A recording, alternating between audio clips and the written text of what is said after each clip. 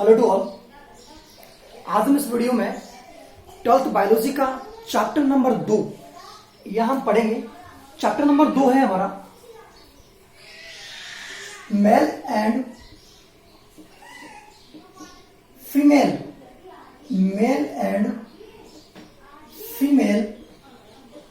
Gametophyte.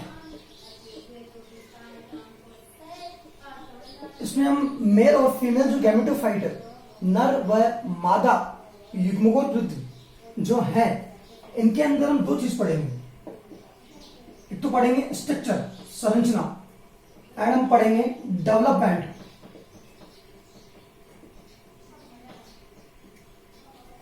Chapter number 2 है हमारा man and female gametophyte, structure and development, यानी कि नर व मादा युग्मकोत्पाद की संरचना व विकास।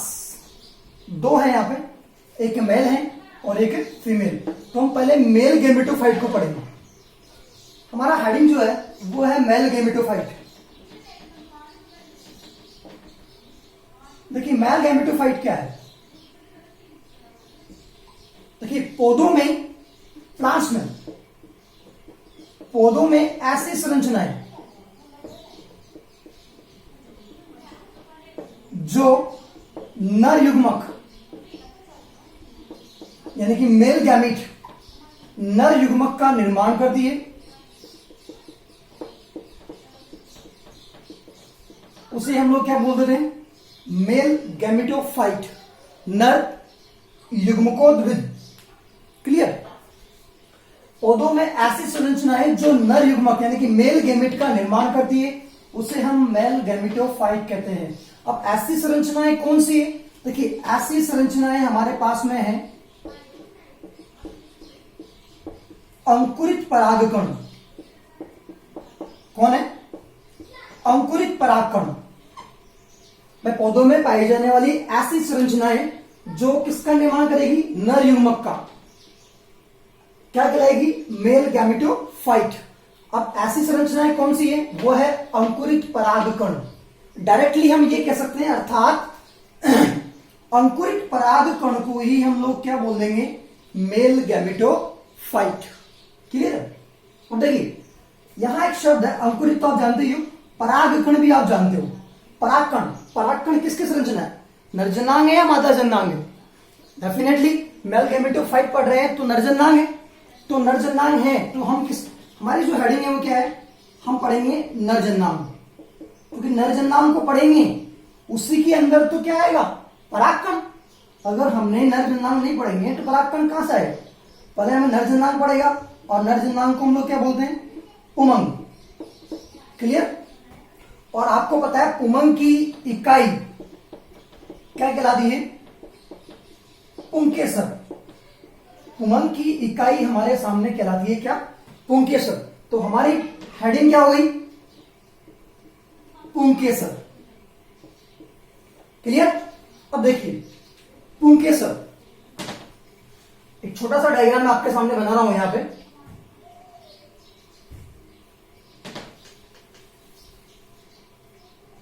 देखिए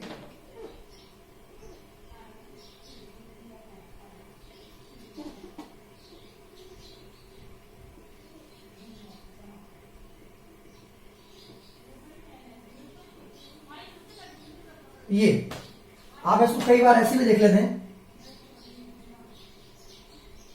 ये है हमारे पास पुंकेसर। ठीक है। अब पुंकेसर जो होते हैं इसके कितने भाग हैं? 3 भाग। पुंकेसर के कितने भाग होते हैं? 3। देखिए सबसे पहला भाग होता है हमारे पास पोलन शेक यानी कि परागकोश। सेकंड भाग हमारे पास होता है कनेक्टिव यानी कि योजी। और तीसरा भाग होता है हमारे पास पूतंतु यानी कि फिलामेंट। तो पुंकेसर की 3 भाग है, परागकोश, योजी और पूतंतु। देखिए पूतंतु क्या है? पतला लंबा जो भाग है किसका? परागकोश का, वो क्या कहलाता है? पूतंतु कहलाता है। नंबर 2 पे आता है योजी। देखिए परागकोश और पूतंतु को जोड़ने वाली जो संरचना है वो क्या कहलाती है? योजी कहलाती है, कनेक्टिव कहलाती है। और सबसे इंपॉर्टेंट, सबसे महत्वपूर्ण जो भाग होता है किसका, पुंकेसर का, वो कौन होता है, परागकोश। ठीक है, अब देखिए आज अब हम पढ़ेंगे इसमें क्या, क्योंकि हमें परागकोश पढ़ना है और परागकोश के अंदर ही क्या पाए जाएंगे, परागकण। तो परागकोश, देखिए परागकोश जो है मैंने आपको बताया कि सबसे महत्वपूर्ण, पुंकेसर का सबसे महत्वपूर्ण भाग है जो क्या है, जननशील। कैसा है, जो जननशील है, जबकि यहां पर जो पूतंतु और योजी होता है वो अजननशील होते हैं।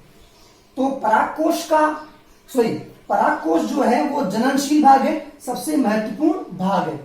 कई बार बाहर से देखने पर ध्यान रखना कि परागकोश जो होता है वो परागकोश दो पालियों में बटा होता है। कितनी पालियों में बटा होता है, दो पालियों में। परागकोश जो होता है वो दो पालियों में बटा होता है बाहर से देखने पर, ठीक है। लेकिन इसलिए हम लोग इसको क्या बोल देते हैं, द्विपालित परागकोश।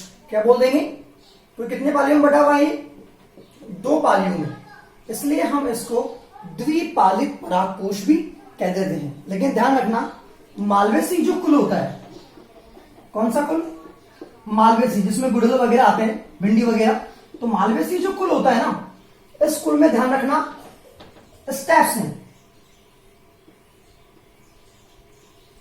एक पाली परागकोश होता है, कैसा होता है, एक पाली परागकोश। जबकि अदर में देखेंगे कि मालवेसी के अलावा तो द्विपालित परागकोश पाया जाता है। क्लियर है। अब देखिए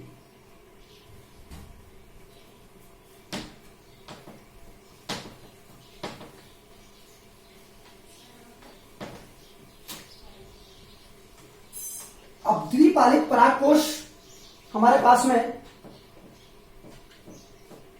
अगर हम इसकी आंतरिक संरचना की बात करें या मैं आपसे पूछ लूं, तो ध्यान रखना कि जो द्विपालित परागकोश होता है इसमें भी क्या होता है, एक पाली में कितने चेंबर होते हैं, दो चेंबर होते हैं। इस टाइप से ये एक पाली इधर वाली हो गई, ये वाली पाली एक, इस पाली में कितने चेंबर होते हैं, दो, इस पाली में भी कितने चेंबर होते हैं, दो। तो ध्यान रखना, अगर हम परागकोश की आंतरिक संरचना को पढ़ते हैं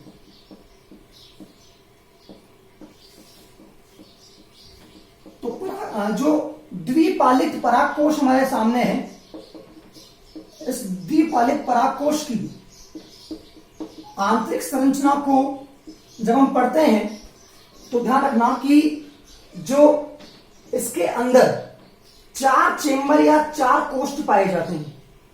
किसमें, परागकोश में। द्विपालित परागकोश में कितने चेंबर होते हैं, चार चेंबर, एक, दो, तीन और चार। इनको हम लोग क्या नाम देते हैं, लघु बीजाणुधानी। लघु बीजाणुधानी, माइक्रो स्पोरेंजियम, इसे लघु बीजाणुधानी कहते हैं। एक लघु बीजाणुधानी, दो, तीन और चार लघु बीजाणुधानियां इसके अंदर है। ठीक है। तो परागकोश की आंतरिक संरचना को देखकर द्विपालित परागकोश के अंदर चार चेंबर पाए जाते हैं और एक को हम लघु बीजाणुधानी यानी कि माइक्रो स्पोरेंजियम कहते हैं। बाद में परागकोश की जो संरचना है इसे दो भागों में बांटा गया है। एक है परागकोश भित्ति, परागकोश भित्ति, और दूसरा जो भाग है वह है बीजाणु जन कोशिका। बीजाणु जन कोशिका।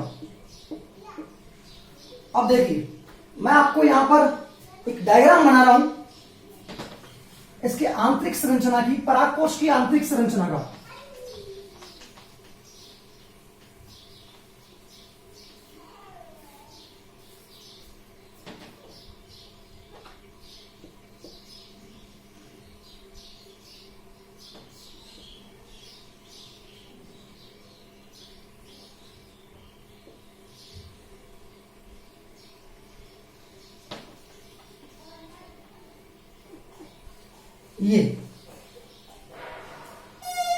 ये परागकोश की आंतरिक संरचना है। देखिए हम इसको बाद में जोड़ेंगे तो यहां से जुड़ जाएगा ये इस टाइप से। ये इस टाइप से, यहां से कट सेक्शन काट दिया हमने ऊपर से और नीचे वाला भाग जो रह जाएगा। ठीक है, तो परागकोश की जो आंतरिक संरचना है उसको दो भागों में बांटा गया है, परागकोश भित्ति और बीजाणुजन कोशिका। अब देखिए परागकोश जो भित्ति होती है इसमें 4 परतें होती है, 4 लेयर। कितनी परतें होती है? 4 परतें। देखिए सबसे बाहरी जो परत है ये आपको दिखाई दे रही है, एकल परत आपको नजर आ रही है, ये सबसे बाहरी परत जो है ये कहलाती है एपिडर्मिस। देखिए पतली और एकल परत सबसे बाहरी परत है, और इसका जो मेन फंक्शन है, मेन कार्य जो है, ये ध्यान रखना, इसका मेन कार्य है जो आंतरिक अंग होते हैं, ये आंतरिक जो भाग है, ये आंतरिक अंग है, उनकी ये सिक्योरिटी करती है, सुरक्षा करती है। कौन? एपिडर्मिस। ठीक है, पहला परागकोश भित्ति का पहला भाग हो गया हमारे पास में एपिडर्मिस। दूसरा भाग है हमारे पास एंडोडर्मिस। ये देखिए आप, एक मोटी और एकल परत होती है, स्टेप्स,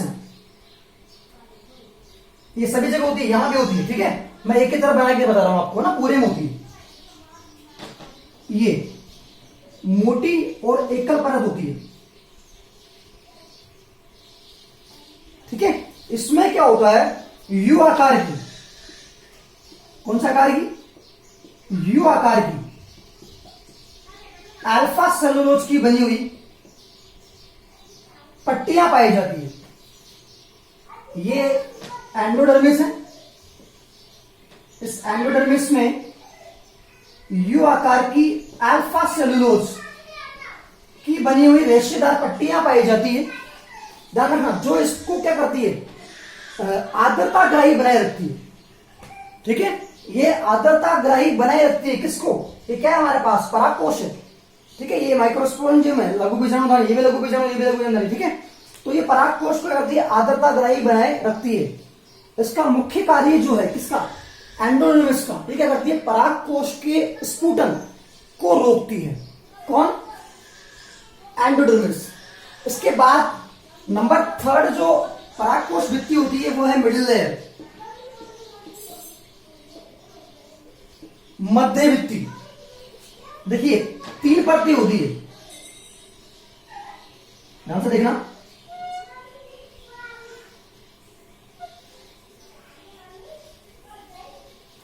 ये 3 परतें होती है, पतली होती है, 3 परतें है, पतली है, और ध्यान रखना ये होती है अल्पकालिक। कैसी होती है? अल्पकालिक, यानी कुछ समय के लिए बनती है और बाद में फिर ये नष्ट हो जाती है। कहते हैं कि इसका कार्य जो है वो विकसित या विकासशील जो परागकण होते हैं, पॉलन ग्रेन जो होते हैं, उनको पोषण प्रदान करना होता है। ठीक है, कुछ मात्रा में। अब नंबर 4 पे आती है हमारे पास में टैपिटम। टैपिटम, पोषुतक। टैपिटम 4 नंबर की भित्ति है, तो इसके अंदर होती है, ये देखिए आप, ये है टैपिटम।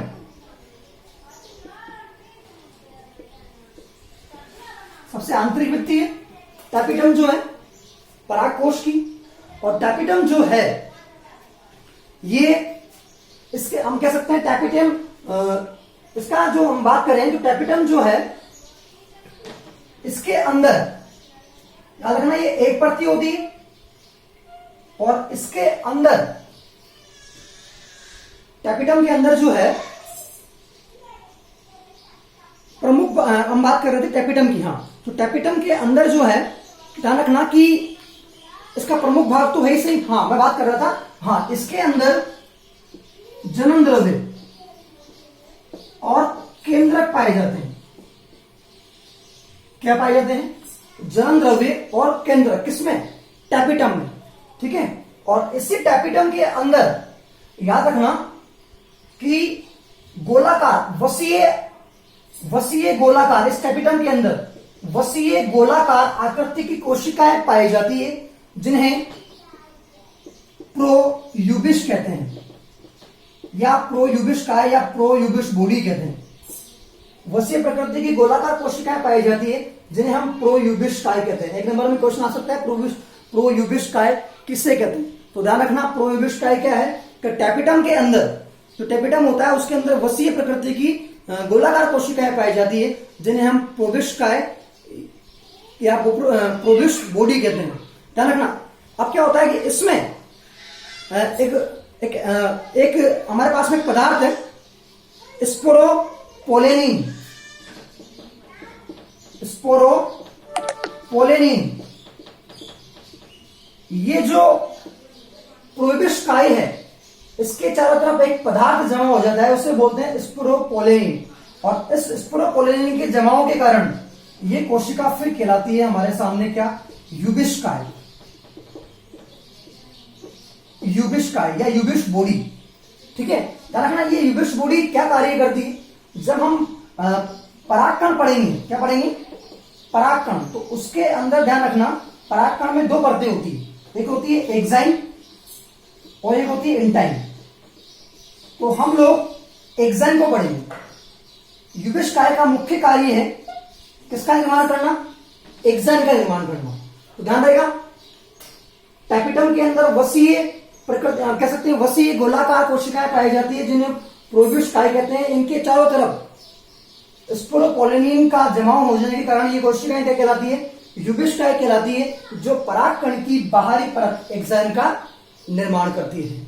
ठीक है, और टैपिटम के कार्य की बात करें तो ध्यान रखना टैपिटम का मुख्य कार्य जो होता है वो जो परागकण होते हैं, पॉलन ग्रेन, परागकणों को पोषण प्रदान करना होता है। क्लियर है। अब ध्यान दीजिए, यदि परिवर्तन के दौरान यदि ये टैपिटम जो है ये नष्ट हो जाए तो परागकण कैसे हो जाते हैं, बंदे हो जाते हैं, स्टेराइल हो जाते हैं। अब बंदे हो जाएंगे तो कई बार एक नंबर में क्वेश्चन पुटअप आ जाता है कि पराग बंध्यता किसे कहते हैं, क्या बोलते हैं, पराग बंध्यता।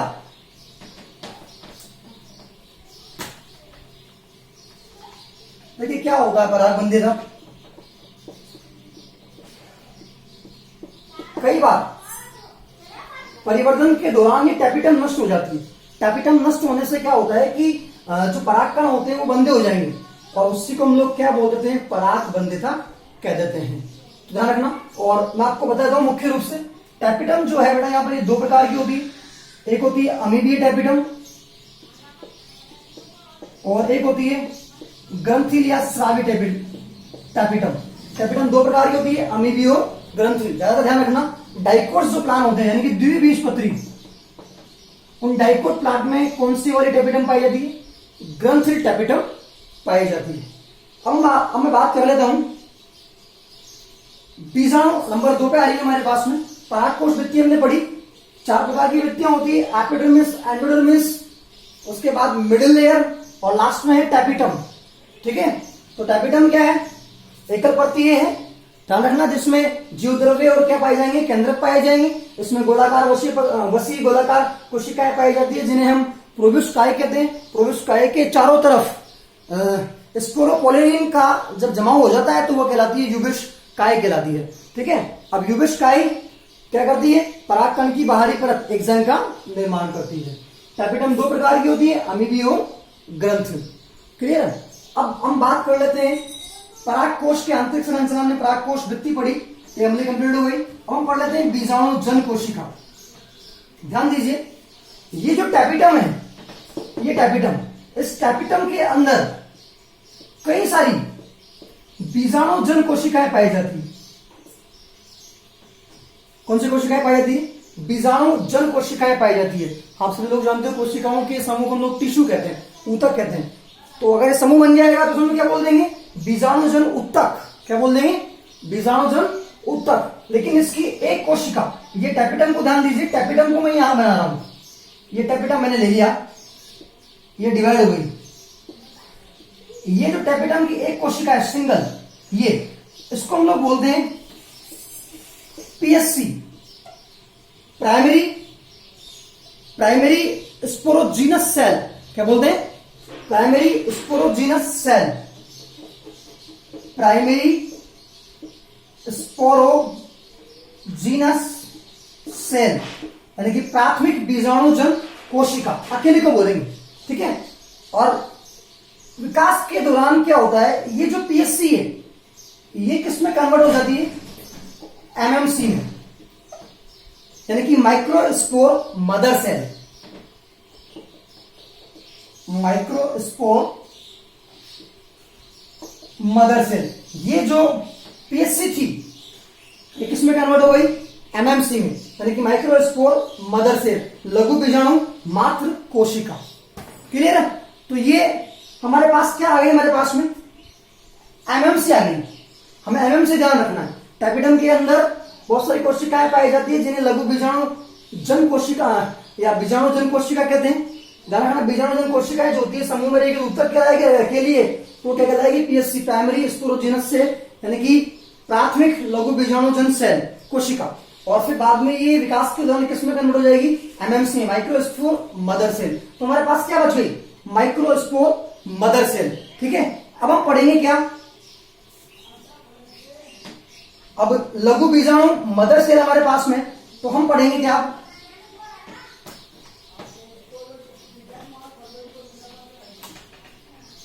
लघु बीजाणु जनन,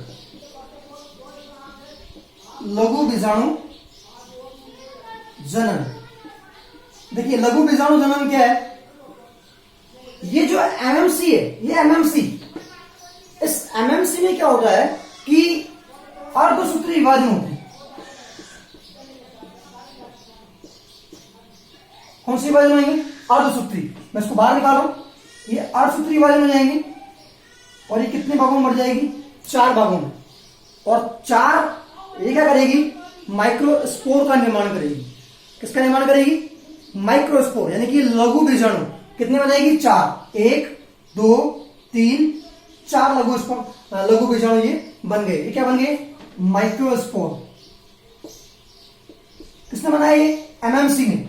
ठीक है, एमएमसी ने अर्धसूत्री विभाजन से किसका निर्माण किया, 4 लघु बीजाणु, हम कह सकते हैं माइक्रोस्पोर का। ठीक है, लघु बीजाणु का निर्माण इसने किया। अब ये ध्यान रखना, ये 4 की जो कंडीशन है, 4 जो कोशिकाओं का समूह, इसको हम बोलते हैं टेट्राड, यानी कि चतुष्क। ठीक है, और ये चतुष्क की जो भित्ति होती है, ये बनी होती है, एक हमारे पास में वो है पदार्थ जिसे हम बोलते हैं कैलोज। क्या बोलते हैं, कैलोज। ये जो चतुष्क होता है, चतुष्क की जो भित्ति होती है वो कैलोज की बनी होती है। और कैलोज का विखंडन करने के लिए एक एंजाइम होता है, कैलेज। कौन सा एंजाइम, कैलेज।